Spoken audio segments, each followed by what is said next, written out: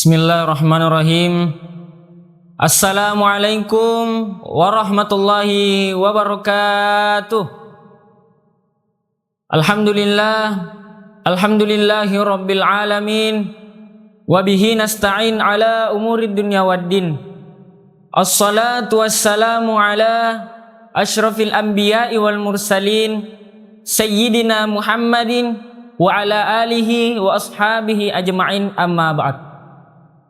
Puja dan puji syukur kita panjatkan atas kehadirat Allah Subhanahu wa taala yang masih memberikan kita nikmat kesehatan, nikmat kesempatan sehingga kita masih dapat bisa berkumpul di tempat yang penuh mubarakah ini.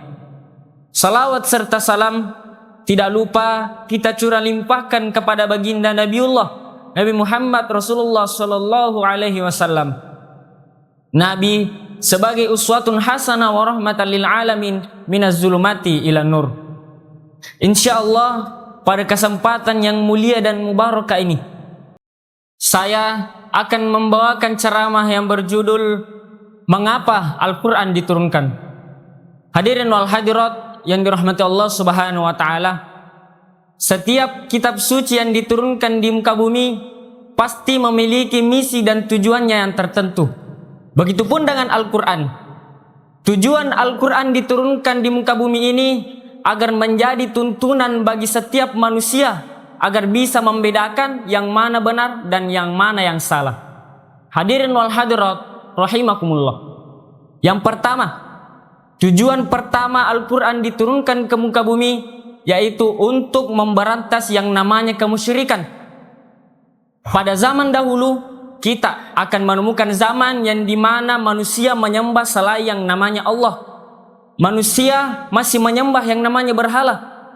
Dan pada saat itu manusia membuat berhalanya berdasarkan tingkat ekonomi mereka masing-masing.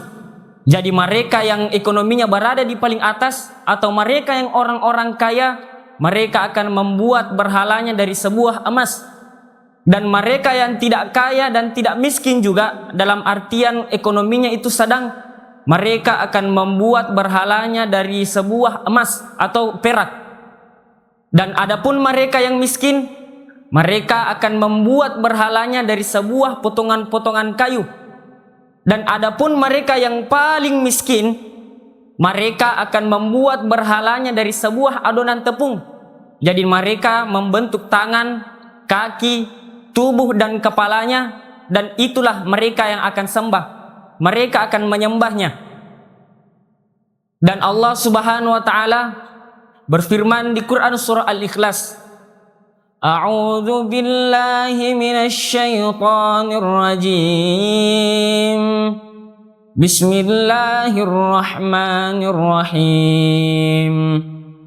Qul huwallahu ahad, Allahus samad, lam yalid wa lam yulad, wa lam yakul lahu kufuwan ahad.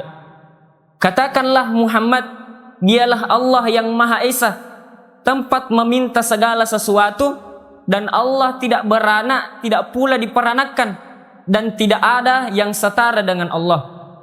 Ayat ini menjelaskan bahwa kalau kita mau meminta sesuatu, kalau kita menginginkan sesuatu, maka mintalah kepada Allah Subhanahu wa taala.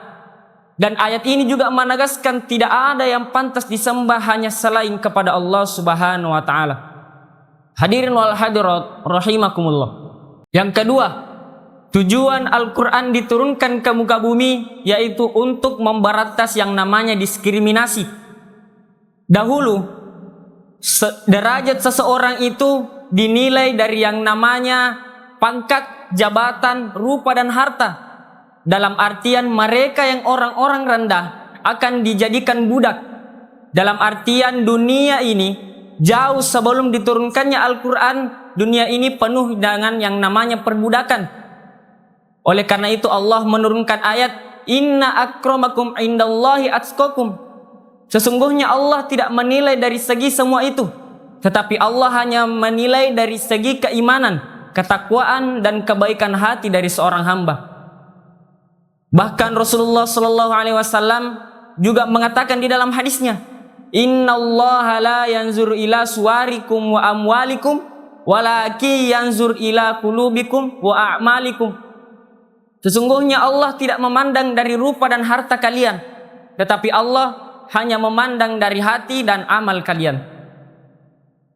Seandainya Allah Subhanahu wa taala tidak menurunkan Al-Qur'an di muka bumi ini, pasti perbudakan di antara kita masih merajalela. Seandainya Allah Subhanahu wa taala memandang dari segi harta, mungkin hanya Nabi Sulaiman alaihissalam yang bisa masuk surga. Dan seandainya Allah Subhanahu wa taala hanya memandang dari segi pangkat dan jabatan, mungkin hanya Pak Presiden saja yang bisa masuk surga. Karena kenapa? Karena dia yang paling tinggi jabatannya. Tetapi Allah Subhanahu wa taala tidak memandang dari semua itu, melainkan memandang dari tingkat keimanan kita, ketakwaan, dan seberapa baik hati kita. Hadirin wal hadirat yang dirahmati Allah Subhanahu wa taala. Yang ketiga, tujuan Al-Qur'an diturunkan ke muka bumi yaitu untuk memberantas yang namanya kebodohan. Kenapa saya sebut kebodohan? Kenapa bisa disebut zaman kebodohan? Karena pada saat itu, jauh sebelum diturunkan Al-Qur'an, ketika manusia ingin melakukan maksiat, ia akan melakukannya sesuka hati. Kalau ia ingin mabuk, mabuk sesukanya. Kalau ia ingin membunuh, membunuh sesukanya. Kalau dia ingin berzina, maka ia akan berzina sepuasnya. Itulah gambaran ketika Al-Qur'an belum diturunkan di muka bumi ini.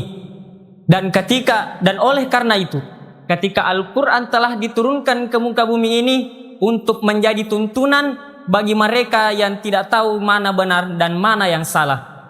Hadirin wal hadirat rahimakumullah.